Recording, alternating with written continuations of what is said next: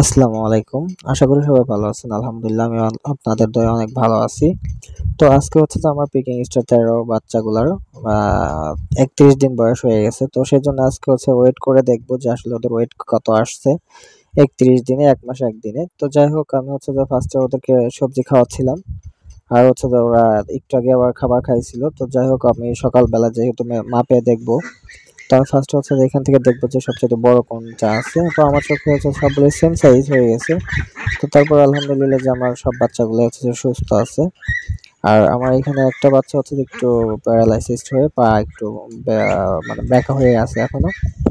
আমি ওকে অনেক মেডিসিন খাওয়াইছি।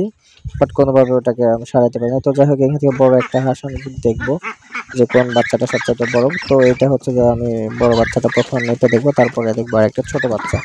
তো আমি ওকে তো ধরার পরে অনুমান করতেছিলাম যে ও হয়তোবা ২ কেজি প্লাস ওয়েট হইছে। তো যাই হোক আমি যেহেতু বাহিরে হচ্ছে যে মিটারটা রেখে আসছি। আর আমার একা থাকার কারণে হচ্ছে যে আমি এক হাত দিয়ে হাঁসটাকে ধরে নিয়ে যাচ্ছিলাম আর এক হাত দিয়ে হচ্ছে ভিডিও করতেছিলাম। সেজন্য হয়তোবা ভিডিওতে একটু রেশিও আছে যে কাঁপাকাঁপি করতেছে, যে একটু ক্লিয়ার না। তো যাই হোক ধরো ধরো আলহামদুলিল্লাহ আমার এই হাঁসের বাচ্চাটার ওজন আসছে ২ কেজি ২০০ গ্রাম। ধরো ধরো ধরো বাট ও বিকু অনেক বিকু ছোটাছুটি বিকু করতেছিল, দৌড়াদৌড়ি করতেছিল বিধায় আমি হচ্ছে যে ক্লিয়ারলি মানে ওয়েটটা নিতে পারতেছিলাম না। পরবর্তীতে ধরো আমি ধরো হচ্ছে যে ওকে ছেড়ে দেওয়ার পরে আমি হচ্ছে যে দেখতে পেলাম যে ও ২ কেজি ধরো ১০০ ধরো গ্রাম ধরো প্লাস হচ্ছে।